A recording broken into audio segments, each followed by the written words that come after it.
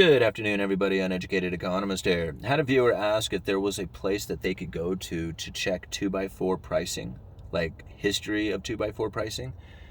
And I cannot think of any place that you can go to where you can get the price of a 2x4, say, from 3 years ago.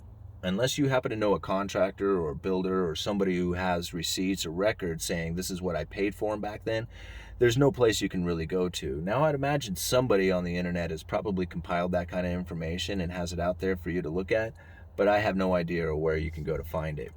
So, as you know, since I work for a lumberyard, I do have that information, and I went back to 2014 and got the pricing of 2x4s and half-inch CDX from 2014 all the way up to the current time right now.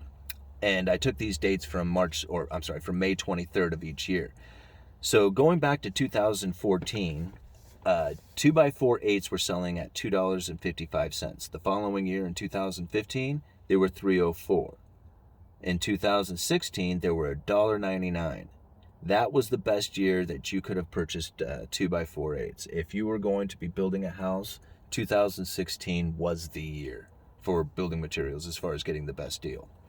The following year, 2017, they were at $2.55. The next year, it jumped up dramatically, $4.29. Now, this was the year that we saw lumber running up to its new all-time highs of passing 500 and went all the way up to 650. The following year, 2019, it was $4.29. Then we had 2020. Lockdowns, COVID, mill curtailment, shutdowns, inventory depletions, everything that took place to lumber could have taken place did happen. Prices dropped down to $3.95. Still pretty high considering the historical average when you go back. I mean, still $3.95 was higher than any other year going back other than 2019 and 2018.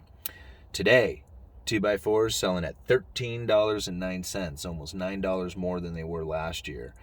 That's just still incredible to think that that's what the prices of them are, as $13.09. Still shocks me to think about it. Okay.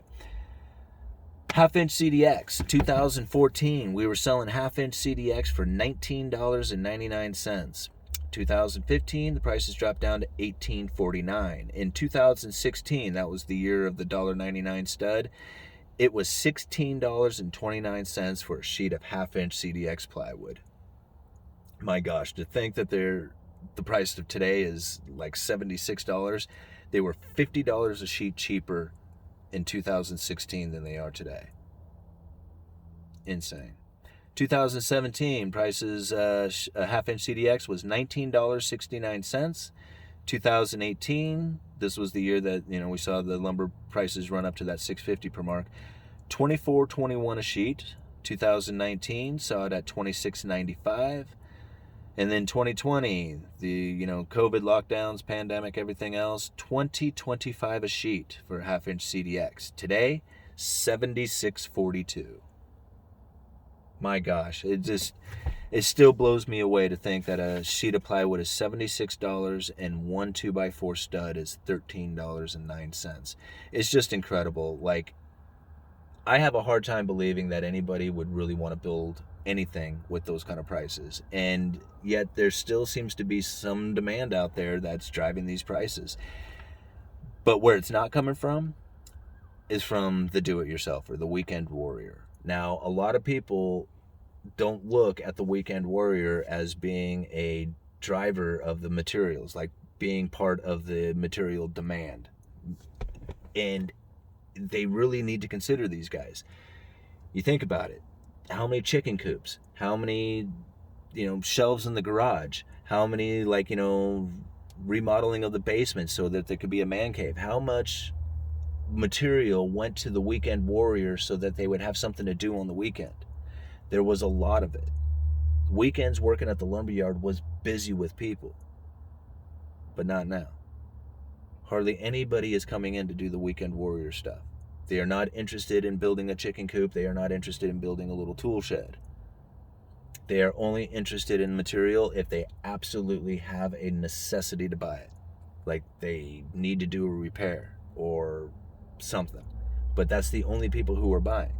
Very, very few projects are people coming in saying, yeah, this is the year that I am so excited about building my deck. I could wait, but I'm not going to because this is the year I get it. No, the people who are building this year is just like, I am had it. I am not postponing this any farther. It's project delaying fatigue. They are just like, I'm not going to wait any longer. I accept the price. Here it is. Get me my material. And that's the type of customer that we have now. It's not excited like, gosh, I get to put my fence up. I've been looking forward to building my fence. No, they're not building fences this year. They're not building decks this year. They did all that last year. When COVID hit and they had the stimulus checks and they were locked down at home, lumber was flying off the shelf. I could hardly keep any pressure-treated lumber in my yard. This year, it hardly sells. Listen to this. I get this lumber newsletter once a week. And it's always said the same thing for the last few months. I mean, it's like inventory's light, order files are out for weeks, prices are high. I mean, it was the same thing over and over again. But this week, it had a little bit of a different tone. It said something in here that I thought was quite interesting, and it's very much what I'm feeling. Talking about the Southern Pine all zones. Sales stalled this week due to downside risk concerns coupled with rainy weather across the South. The do-it-yourself sector seems to be slowing. It doesn't seem to be slowing. It's slowed. It's down. And I can only assume that if this pace of sales and just, gosh, I don't even know how quite to put it. This pace of sales. That's the only way I guess I could say it. It's okay in the building. It's terrible in the retail on the like the weekend warrior side of things.